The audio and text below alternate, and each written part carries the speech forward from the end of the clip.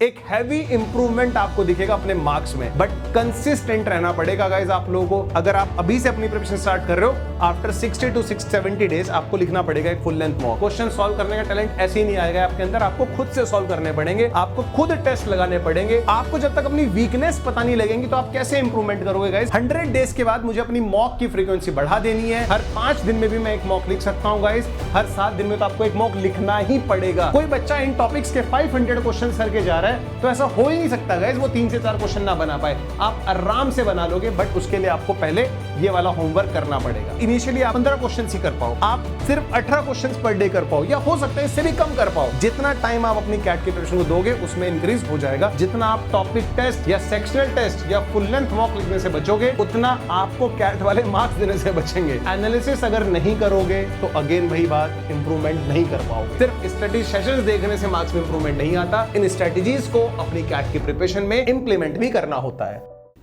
Hi everyone and welcome to our YouTube channel MBA Pathshala. तो आज की वीडियो उन सभी लोगों के लिए बहुत इंपॉर्टेंट होने वाली है जितने बच्चे भी कैट 2026 की प्रिपरेशन कर रहे हैं। तो आज की वीडियो में मैं आप लोगों को पूरा का पूरा प्लान बताऊंगा कि नेक्स्ट 200 डेज के लिए आप लोगों का क्या प्लान होना चाहिए अगर आप लोग कैट 2026 अपना फर्स्ट अटेम्प्ट में क्रैक करना चाहते हैं। नो डाउट मैं ये तो नहीं बोलूंगा टाइम हमारे पास बहुत ज्यादा है, हमारे पास लिमिटेड टाइम है। तो जब हमारे पास लिमिटेड टाइम होता है तभी हमें स्ट्रैटेजीज की, प्लान्स की जरूरत पड़ती है, और प्लानिंग के बाद ही एग्जीक्यूशन करना अच्छा माना जाता है गाइस। आपको पता होगा जब आपके पास कोई एक फुल प्रूफ प्लान होगा, एक स्ट्रैटेजी होगी, उस पर आप काम कर रहे होंगे। नो डाउट देखो हो सकता है मैं जो आपको स्ट्रैटेजी बता रहा हूं उसमें आपको आउट ऑफ 10 पॉइंट्स 8 पॉइंट्स बहुत वैलिड लगे, 2 पॉइंट्स आपको वैलिड ना लगे तो आप उनको अपने अकॉर्डिंग चेंज कर सकते हो। लेकिन हाँ, आपको अगर एक डेडिकेटेडली प्रिपरेशन करनी है, आपका इतना टारगेट क्लियर है कि मुझे तो यार अपना नेक्स्ट 200 डेज में फर्स्ट अटेम्प्ट में ही कैट क्रैक करना है, तो आपको स्ट्रैटेजी सेशन सिर्फ देखने नहीं, इंप्लीमेंट भी करने पड़ेंगे अपने पूरे के पूरे रूटीन में। तो इस सेशन में जो मैं आपको स्ट्रैटेजी बताने वाला हूं, इसका मैक्सिमम बेनिफिट आपको तब मिलेगा जब आप इस स्ट्रैटेजी को, इस प्लान को अपनी कैट 2026 की प्रिपरेशन में इंप्लीमेंट करोगे। कुछ पॉइंट्स आप अपने अकॉर्डिंग थोड़े बहुत चेंज कर सकते हो गाइस, बट आपको यह स्ट्रैटेजी फॉलो करनी पड़ेगी अगर फर्स्ट अटेम्प्ट में ही कैट क्रैक करना है। तो सबसे पहले मुझे यह बताते हुए बहुत प्राउड फील हो रहा है, आपको पता होगा अभी कैट और ओमेट्स 2025 के रिजल्ट्स का सीजन चल रहा है। कुछ कॉलेजेस के रिजल्ट आ गए हैं, कुछ के आना बाकी हैं, ठीक है। तो हम लोग भी अपने रिजल्ट्स अभी बना रहे हैं, तो थोड़ा सा हम लोगों ने अपने रिजल्ट्स को शॉर्टलिस्ट करने की कोशिश करी गाइस। तो ये हमारे टॉप 20 स्कूल्स के कन्वर्ट हैं जिनका अभी आईएम में कन्वर्ट हुआ है गाइस। सिर्फ यही नहीं है, अभी हम और भी अपने रिजल्ट्स काउंट कर रहे हैं, क्योंकि ये जो मैं पीपीटी यूज कर रहा हूं अब से 3-4 दिन पहले की यूज कर रहा हूं गाइस। अभी और भी रिजल्ट्स आने वाले हैं गाइस, और कुछ आ भी गए हैं जो हमने इस पीपीटी में अपडेटेड नहीं है। नारसी मुंजी मुंबई के रिजल्ट्स बहुत पहले आ गए थे, तो ये हमारे सारे के सारे बच्चे वो हैं जिनका नारसी मुंजी मुंबई कॉलेज कन्वर्ट हुआ है, ठीक है। एंड ये हमारे बच्चे वो हैं जिनका SIBM और SCHMID पुणे कन्वर्ट हुआ है, जिन बच्चों ने हमारे साथ कैट और ओमेट्स 2025 की प्रिपरेशन करी थी, ठीक है। तो रिजल्ट्स दिखाना बहुत जरूरी हो जाता है गाइस। और ये हमारी वेबसाइट है www.mba-पाठशाला, ये हमारा टेलीग्राम चैनल है, ये हमारा इंस्टाग्राम हैंडल है, और ये हमारी एंड्रॉइड ऐप है, और ये हमारी टीम के सपोर्ट नंबर हैं जिन पे आप कॉल करके हमारे किसी भी कोर्स बैच के बारे में अपडेट ले सकते हो। सबसे पहले आपको पता है 200 डेज का टाइम हमारे पास बचा है, तो मैंने इन 200 डेज को आपके लिए 4 फेज में डिवाइड करा है। हर एक फेज 50 डेज का है गाइस, नेक्स्ट 50 डेज, फिर उससे नेक्स्ट 50 डेज, इस तरह से फिर हमारे नेक्स्ट 50 डेज और लास्ट 50 डेज। तो 50 डेज को मैंने 4 फेज में डिवाइड करा है। टोटल टाइम हमारे पास आ जाता है 200 डेज। मैं ये मान के चल रहा हूं कि आप लोगों को अपने सिलेबस का आइडिया तो होगा कि हाँ कैट एग्जाम का हमारा सिलेबस क्या है। फॉर एग्जाम्पल अगर मैं क्वांट की बात करता हूं तो मुझे पता है कि क्वांट में यार हमारे पास सबसे ज्यादा क्वेश्चंस, अगर मैं लास्ट 5 ईयर्स के, लास्ट 6 ईयर्स के पेपर देखता हूं तो हमारे पास क्वांटिटेटिव एप्टीट्यूड में हर एक स्लॉट में 8 to 9 क्वेश्चंस मुझे अर्थमेटिक के दिखाई देते हैं। आप कोई भी स्लॉट चेक कर सकते हो पिछले 5 to 6 ईयर्स का गाइस, ठीक है। उससे पहले का चेक करोगे तो और भी ज्यादा दिखाई देंगे, क्योंकि नंबर ऑफ क्वेश्चंस तब ज्यादा आते थे, ठीक है। लेकिन लास्ट 6 ईयर्स में हमारे पास नंबर ऑफ क्वेश्चंस जितने हैं उसमें से आपको 8 से 9 क्वेश्चंस अर्थमेटिक सेक्शन के दिखाई देंगे। तो ये बात यहां से बिल्कुल क्लियर हो जाती है कि अगर मैं अपनी कैट की प्रिपरेशन 11th मई से स्टार्ट कर रहा हूं, या 15th मई से स्टार्ट कर रहा हूं, या मैं 5th मई से ऑलरेडी कर चुका हूं, तो मेरा टारगेट ये होना चाहिए कि मैं नेक्स्ट 50 डेज में क्वांट में अपना अर्थमेटिक वाला सेक्शन कवर करूंगा, ठीक है। अर्थमेटिक वाला सेक्शन मुझे कवर करना है। आपको ये तो पता ही होगा कि अर्थमेटिक में कौन कौन से टॉपिक्स आते हैं, नहीं पता है तो मैं बता देता हूं। Topics like ratio, percentages, partnership, profit loss, simple interest, compound interest, time speed distance, time and work, average mixture allegation, ये सारे के सारे टॉपिक्स वो हैं गाइस जो अर्थमेटिक के अंदर आते हैं। नो डाउट इनको अगर आप ढंग से कवर करोगे, ढंग से कवर करने का मतलब क्या है, नो डाउट देखो आप इन जब टॉपिक्स को कवर करोगे तो आप कॉन्सेप्ट वीडियोस भी देखोगे, हो सकता है आपने कोई कोचिंग ज्वाइन कर रखा हो सकता है आप यूट्यूब से अपने कॉन्सेप्ट्स कवर कर रहे हो।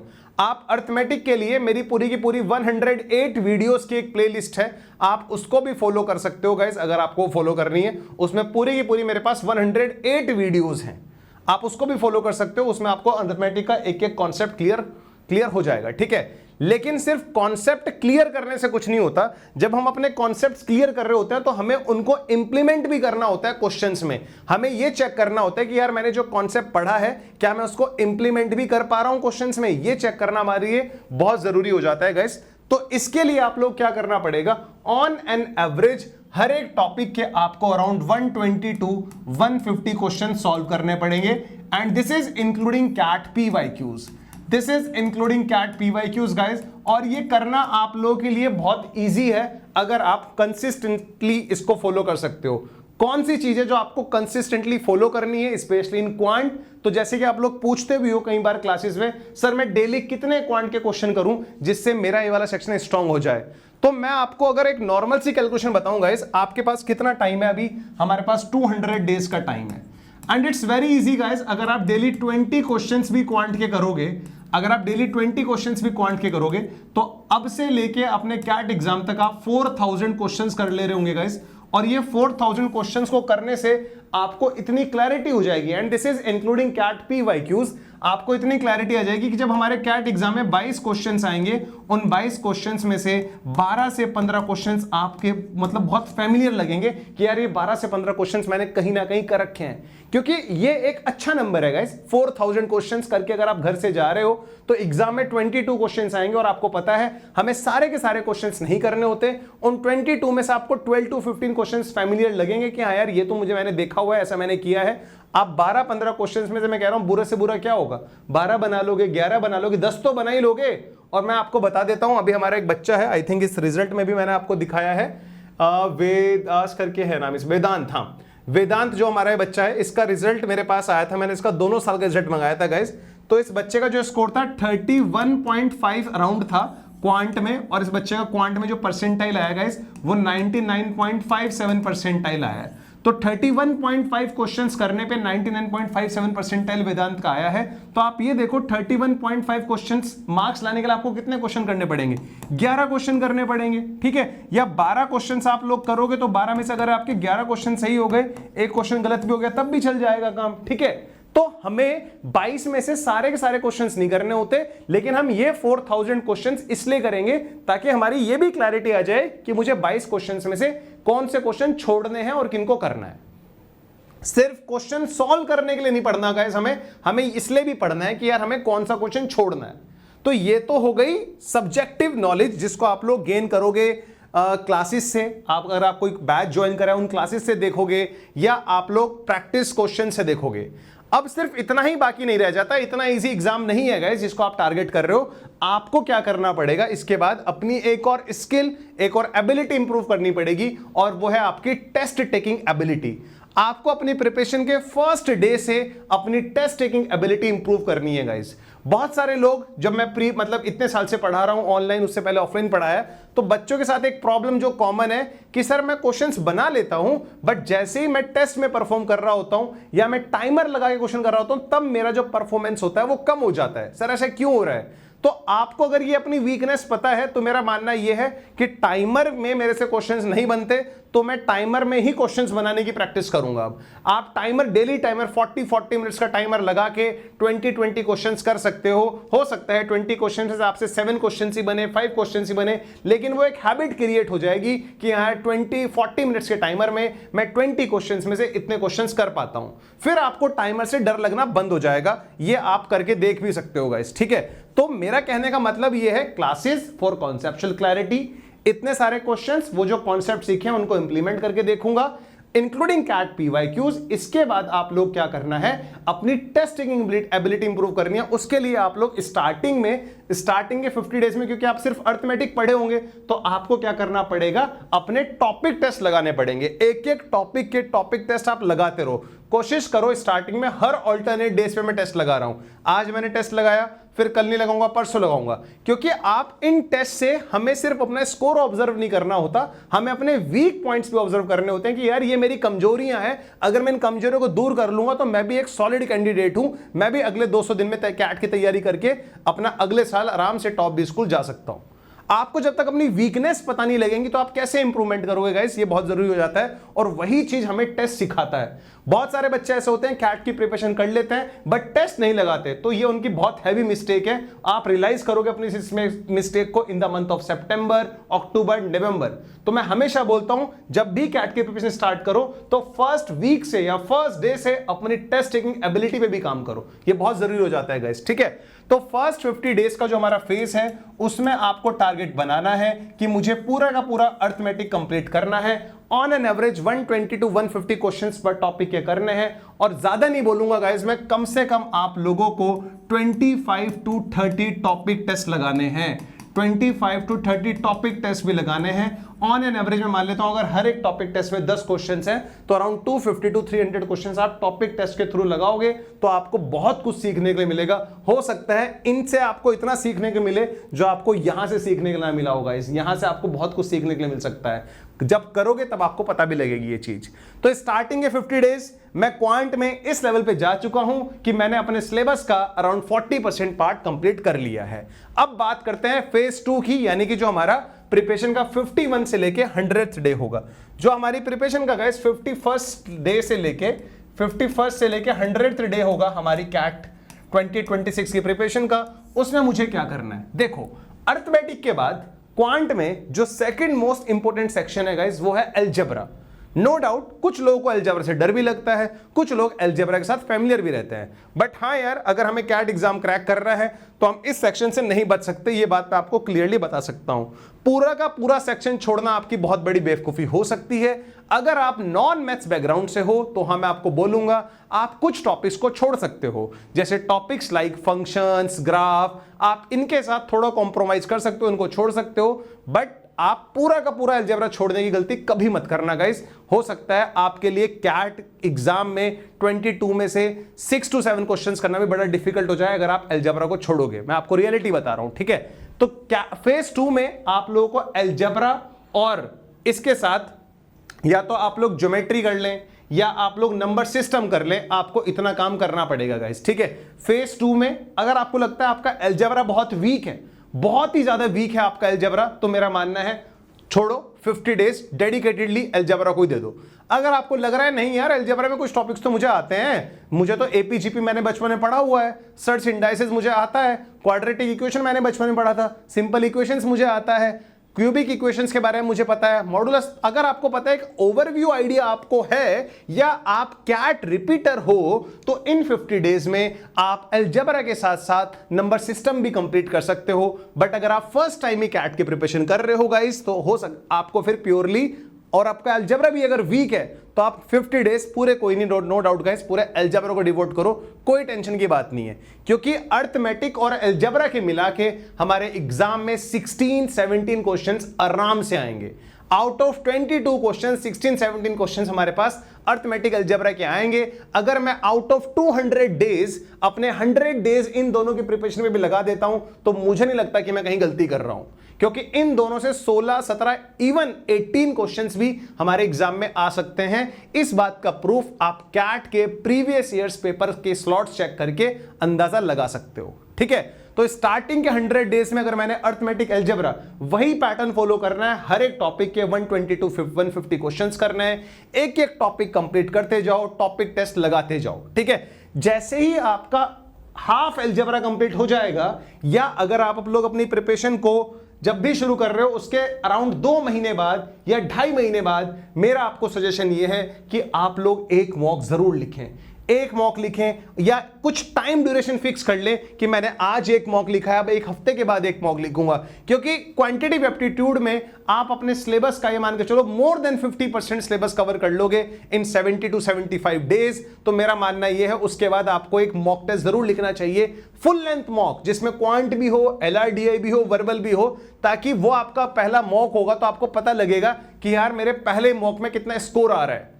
जब आपको ये रियलिटी पता लग जाएगी कि अभी मेरा लेवल ये है और मुझे अगर अपना ड्रीम स्कूल पहुंचने के लिए इतना स्कोर लाना है, तो अभी आपको कितना काम करना है, ये एक रियलिटी चेक भी होगा गाइस कि अभी मेरा लेवल ये है और मुझे यहां पर पहुंचना है। उस रियलिटी चेक के लिए आपको एक फुल लेंथ मॉक जरूर लिखना पड़ेगा।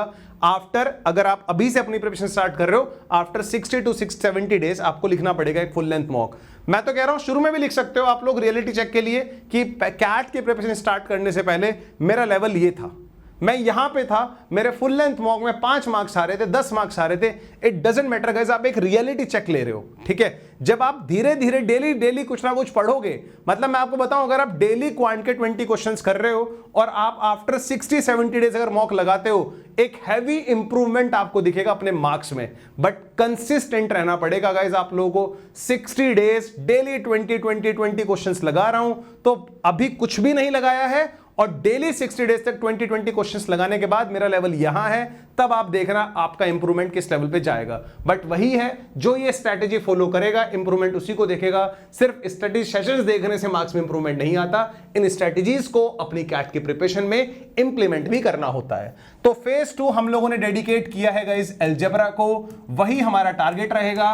हर एक टॉपिक के हम 100 to 120 क्वेश्चन सॉल्व करेंगे, इंक्लूडिंग कैट PYQs, एंड हर एक टॉपिक का टॉपिक टेस्ट लगाएंगे to build our test taking ability. यानी कि पहले दिन से हम लोग अपनी टेस्ट टेकिंग एबिलिटी को इंप्रूव कर रहे हो। अगर टाइमर के साथ प्रॉब्लम है तो टाइमर के साथ ही क्वेश्चंस लगाने की आदत डालो, ताकि लास्ट वाले दिन कोई आपको दिक्कत परेशानी ना हो।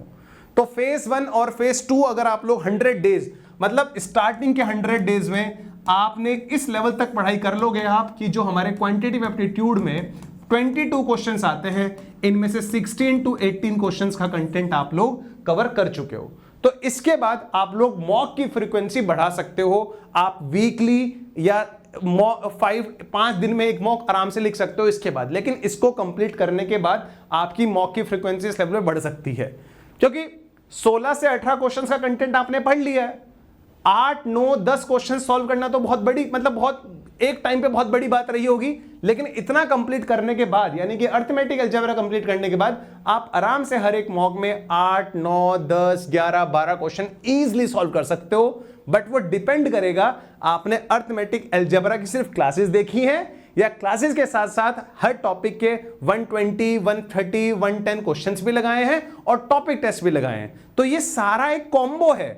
बहुत सारे बच्चों को लगता है कि नहीं यार मैं तो सिर्फ क्लासेस देख लूंगा, मेरे अंदर इंप्रूवमेंट आ जाएगा। नहीं आएगा जब तक आप क्वेश्चंस को खुद से सॉल्व करना शुरू नहीं करोगे। क्वांट में तो बोला भी जाता है यार, कितनी रफ शीट्स, कितनी रफ कॉपी आप लोग फिल कर रहे हो, वो डिपेंड करेगा आपके कितने मार्क्स आएंगे। तो खुद से क्वेश्चन सॉल्व करने होते हैं गाइस। यूट्यूब पे देख के क्वेश्चन सॉल्व करने का टैलेंट ऐसे ही नहीं आएगा आपके अंदर, आपको खुद से सॉल्व करने पड़ेंगे, आपको खुद टेस्ट लगाने पड़ेंगे, आपको अपनी गलतियां खुद काम करनी पड़ेंगी, तब जाके आएगा। अगर इतना इजी होता कि मैंने 108 वीडियोस बना के डाल दिए यूट्यूब पे अरिथमेटिक की, अब कोई भी इनको देख लेगा उसका 100% आ जाएगा क्वांटम, इतना इजी नहीं है गाइस, ये ऐसे आएगा भी नहीं।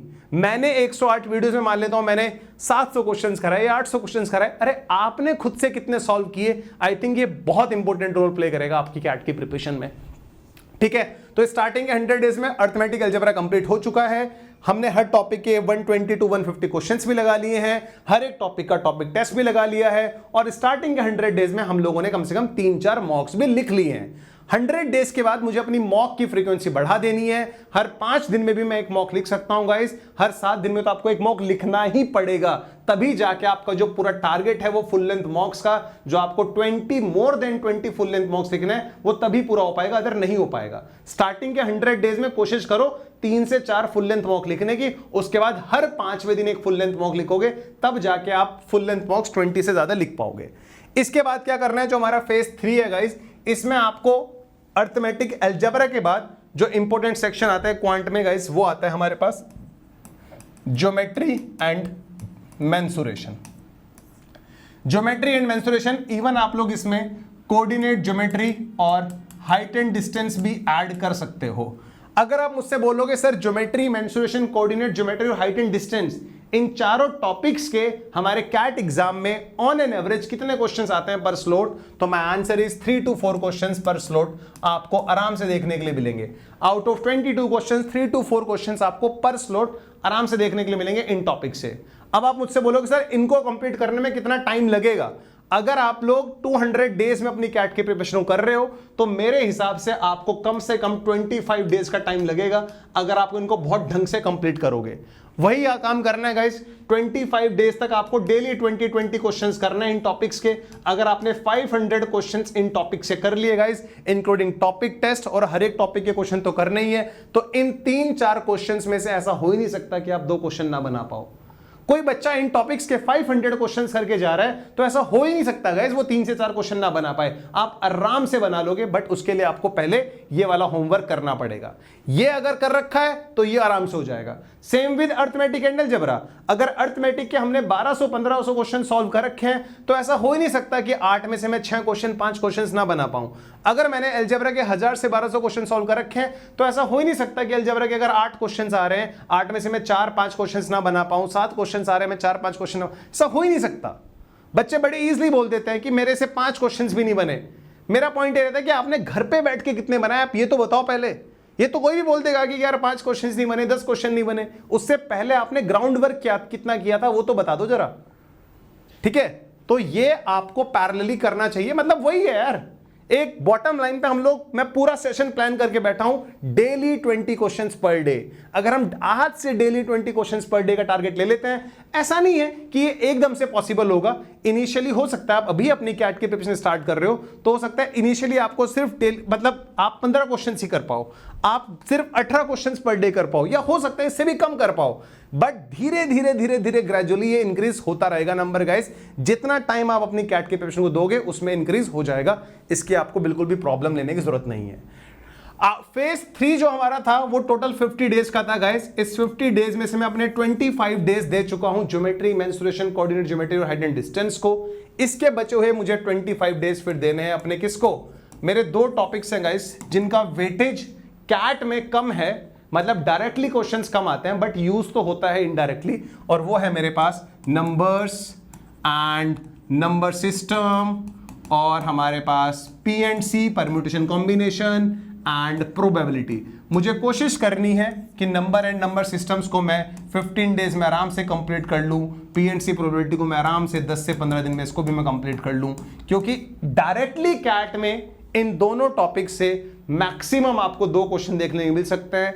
एक तो आएगा ही आएगा, मैक्सिमम 2 आ सकते हैं इन दोनों टॉपिक से। मैं ये बात जब बोल रहा हूं कि मैक्सिमम 2 आ सकते हैं तो मैं पिछले 6 साल के पेपर्स की रिसर्च करके बोल रहा हूं जो ऑन एन एवरेज नंबर है। बट इस बार हो सकता है कैट वाले इन पे 5 क्वेश्चन देते तो आप मुझे नहीं बोल सकते आपने तो बोला था 1 से 2 क्वेश्चन आएगा। मैं बोल रहा हूं लास्ट 6 इयर्स का पेपर्स का एनालिसिस करके, बट ऐसा हो सकता है इस बार कैट वाले इन पे 3 क्वेश्चन दे दे। तो मैं इसलिए बोलता हूं अगर इफ कोई भी बच्चा कैट को बहुत सीरियसली टारगेट कर रहा है तो उसको कुछ भी नहीं छोड़ना है, सब कुछ कंप्लीट करके जाना है। ऐसा हो सकता है आप पी&सी प्रोबेबिलिटी छोड़ दो और पी&सी प्रोबेबिलिटी से 2 क्वेश्चन आ जाए बहुत ही इजी लेवल के, तो आप तो कंपटीशन में पीछे हट गए ना। वो 2 क्वेश्चन हर कोई बच्चा बना रहा था, हर कोई बच्चा, तो आप नहीं बना के आ रहे तो आप एवरेज से भी नीचे चले जाओगे गाइस, ठीक है। तो इसलिए मैं कहता हूं जब हम लोग कैट जैसे एग्जाम की टारगेट कर रहे हैं तो हमें कुछ भी छोड़ना नहीं है, इस बात की हम लोगों को बिल्कुल क्लैरिटी होनी चाहिए, ठीक है। तो ये बातें थी हमारी फेज 3 की, मतलब फेज 3 में हमारा सिलेबस पूरा का पूरा कंप्लीट हो जाएगा। एक प्रॉब्लम जो बच्चों को आती है, जैसे जब बच्चे अपना अर्थमेटिक वाला पार्ट कवर कर लेंगे और वो अलजेब्रा शुरू करेंगे, सर अर्थमेटिक का रिवीजन कैसे करें। It's very easy guys, week में 7 दिन होते हैं, आप डेली का टारगेट बना सकते हो अपना। Monday, Tuesday, Wednesday, Thursday, Friday, Saturday, Sunday. Monday को मैं 5 क्वेश्चंस रेशो के करूंगा, इस तरह से आप अपना रिवीजन का शेड्यूल बना सकते हो। ट्यूसडे को मैं 5 क्वेश्चन परसेंटेज टॉपिक के करूंगा, वेडनेसडे को मैं 5 क्वेश्चंस प्रॉफिट लॉस के करूंगा, थर्सडे को मैं 5 क्वेश्चंस एवरेज के करूंगा। इस तरह से फ्राइडे को मैं 5 क्वेश्चंस मिक्सचर एलिगेशन के करूंगा, सैटरडे को मैं 5 क्वेश्चन टाइम एंड वर्क के करूंगा। इस तरह से आप लोग अपना रिवीजन का शेड्यूल भी बना सकते हो पैरेलली, क्योंकि ऐसा हो ही नहीं सकता गाइस आप अर्थमेटिक्स शुरू के 50 डेज में कर लो और फिर आपको वो याद रहेगा, तो आपको उसका रिवीजन पैरेलली करना पड़ेगा। तो रिवीजन के लिए ये वाला काम बहुत ही बढ़िया रहता है बच्चों के लिए। हो सकता है डेली जो आप 5-5 क्वेश्चंस कर रहे हो, कैट के PYQs कर रहे हो, आपको एक अलग लेवल की क्लैरिटी मिल रही है, क्योंकि एक लेवल आपका बन जाएगा जब आप 100 to 120 क्वेश्चन सॉल्व कर लोगे ना हर एक टॉपिक के खुद से, तब आप एक अच्छे लेवल पे पहुंच जाओगे। उसके बाद कैट के PYQs करना हमसे बनने शुरू हो जाते हैं, हमारी गाड़ी रुकती नहीं है, ठीक है। तो रिवीजन के लिए आप ये बना सकते हो कि 15 क्वेश्चंस तो मैं उसके करूंगा जो मेरा ऑन गोइंग टॉपिक है, जिसको मैं कॉन्सेप्ट कवर कर रहा हूं, और 5 क्वेश्चंस मैं उस टॉपिक करूंगा जो मैंने कवर कर लिया है। रिवीजन के लिए बहुत हेल्पफुल गाइस है, ठीक है। उसके बाद टॉपिक टेस्ट मैंने बोला ये आपको हर अल्टरनेट डेज पे टॉपिक टेस्ट लिखना है गाइस। ऐसा मत करना, टॉपिक टेस्ट से जितना बचोगे उतना कैट वाले आपको मार्क्स देने से बचेंगे, ठीक है। ये बात ध्यान से सुन लेने वाले, जितना आप टॉपिक टेस्ट या सेक्शनल टेस्ट या फुल लेंथ मॉक लिखने से बचोगे उतना आपको कैट वाले मार्क्स देने से बचेंगे। तो आपको टेस्ट से डरना नहीं है। क्या होगा बुरे से बुरा, नेगेटिव में स्कोर आएगा, बुरे से बुरा क्या हो सकता है खुद सोचो, लेकिन लर्निंग क्या मिलेगी, लेसन क्या मिलेगा, ये सोच के देखा है कभी? वो उस लेसन को देखो। अपनी वीकनेस ही नहीं पता हमें अगर, तो हम कैसे इंप्रूवमेंट कर लेंगे? हमें अपनी कमजोरियां नहीं पता है, हम पढ़ते चले जा रहे हैं, अच्छा लग रहा है, पढ़ते चले जा रहे हैं, लेकिन हमें यह नहीं पता कि हम किस लेवल पे पढ़ चुके हैं, क्या हम अच्छा परफॉर्म भी कर पाएंगे। लेकिन हम पढ़ रहे हैं, बस हमें अच्छा लग रहा है। अगर हम टेस्ट में हमारे मार्क्स ही नहीं आ पा रहे तो क्या फायदा उस पढ़ने का गाइस? फिर हमें अपनी टेस्ट टेकिंग एबिलिटी पे काम करना है, अपनी वीकनेस पता लगेंगी, वहां से फिर उनको इंप्रूव करना है। यही प्रोसेस करना है गाइस, प्रोसेस का पार्ट है। अगले 200 दिन तक आपको ऐसा करना पड़ेगा अगर फर्स्ट अटेम्प्ट में कैट क्रैक करना है। इसके बाद हमारे पास आता है फेज 4, और ये हमारा है लास्ट 50 डेज का गाइस। इसमें मैं आपको सिर्फ यही बोलूंगा, आप एडवांस लेवल क्वेश्चंस कर सकते हो। अगर आपके पास कहीं से एडवांस लेवल क्वेश्चंस हैं तो आप वो कर सकते हो। बूस्टर कोर्स ज्वाइन कर सकते हो, MBA पाठशाला में खुद भी बूस्टर कोर्स लेके आऊंगा। और अपना फुल फोकस रखोगे मॉक टेस्ट पर, सेक्शनल टेस्ट पर और उनके एनालिसिस पर, क्योंकि एक टाइम ऐसा आता है जब हम लोग एक फुल लेंथ मॉक लिखते हैं। 2 घंटे का फुल लेंथ मॉक होता है गाइस, बट 5 घंटे उसका इन डेप्थ एनालिसिस करने में लग जाते हैं। तो तब हमें इतना टाइम चाहिए होता है कि हमने आज जो फुल लेंथ मॉक लिखा है उसका मैं इन डेप्थ एनालिसिस कर सकूं ढंग से, क्योंकि एनालिसिस अगर नहीं करोगे तो अगेन वही बात, इंप्रूवमेंट नहीं कर पाओगे। तो इसलिए मैंने लास्ट के 50 डेज आपके किसी भी टॉपिक, अगर आपका कोई टॉपिक वीक है लेकिन एग्जाम पॉइंट ऑफ व्यू से इंपॉर्टेंट टॉपिक है, तो उसको रिवीजन करना है, उसको रिपीट करना है, एडवांस लेवल क्वेश्चंस करने हैं सारे टॉपिक्स के, मॉक टेस्ट लगाना है, सेक्शनल टेस्ट लगाना है और उनका इन डेप्थ एनालिसिस करना है। ये सारा काम करना पड़ेगा अगर इन 200 डेज में ही आपको अपनी कैट 2026 की प्रिपरेशन एक अच्छे लेवल पे करनी है। इतना करने के बाद अगर सिलेक्शन नहीं होगा तो शायद तब कोई बात आपकी सुनेगा भी कि हाँ यार इस बच्चे ने इतनी मेहनत करी कि ये बच्चा 200 डेज तक daily on an average 20 questions कर रहा था, 4000-5000 क्वेश्चंस ने लगाए, 25 से ज्यादा फुल लेंथ मॉक लिखे, 12-15 सेक्शनल टेस्ट लगाए, फिर भी नहीं हुआ, तो शायद बताने में आएगा भी। अब अगर ये कुछ कर ही नहीं रहे और ऐसे ही बता रहे हो यार मेरा तो नहीं हुआ था कैट, मैंने दिया था, तो ऐसे बताने का कोई फायदा नहीं होता है। मेहनत कितनी करिए ये भी बताओ कि इतनी मेहनत के बाद भी नहीं हुआ। ऐसा हो ही नहीं सकता कि आप इतनी मेहनत करो उसके बाद आपका ना हो सकता है कैट नहीं होगा, स्नैप होगा, एनमैट होगा, स्नैप नहीं होगा, एनमैट होगा, एनमैट नहीं होगा, जेट होगा। इन 4-5 में से कोई ना कोई एग्जाम आराम से क्लियर हो जाएगा अगर आपने इस लेवल की मेहनत करी हुई है, ठीक है। तो इस वीडियो का मेरा यही टारगेट था। अब इस वीडियो में जितना जो भी मैंने बताया है कि इतने डेज में ये, इतने डेज में ये, इतने डेज में ये, इतने डेज में ये, तो बेसिकली लगभग इसी तरह से मैं भी कराने वाला हूं अपने अपकमिंग नेक्स्ट बैच में, जिसका नाम है उड़ान बैच, और जो कि स्टार्ट होने लग रहा है 14 मई से। बैच ज्वाइन करने का रीजन मैं आप लोगों को बता देता हूं। अगर आपको लग रहा है आप एक डिसिप्लिन, एक कंसिस्टेंसी फॉलो नहीं कर सकते, आपको एक मेंटोर की जरूरत है, तो आप इस बैच को ज्वाइन कर सकते हो। आप कंप्लीट बैच भी ज्वाइन कर सकते हो। 3 वेरिएंट हैं, प्रो, एलिट, लीजेंड। मैं ये भी बताऊंगा इनका डिफरेंस क्या है। अगर आपको लग रहा है नहीं हमें सिर्फ क्वांट पढ़ना है आपसे, तो आप इंडिविजुअली क्वांट का बैच भी ज्वाइन कर सकते हो। अगर इस बैच के रिगार्डिंग आपको कोई भी डाउट है तो आप हमारी सपोर्ट टीम को भी कॉल कर सकते हो इन नंबर्स पे, ठीक है।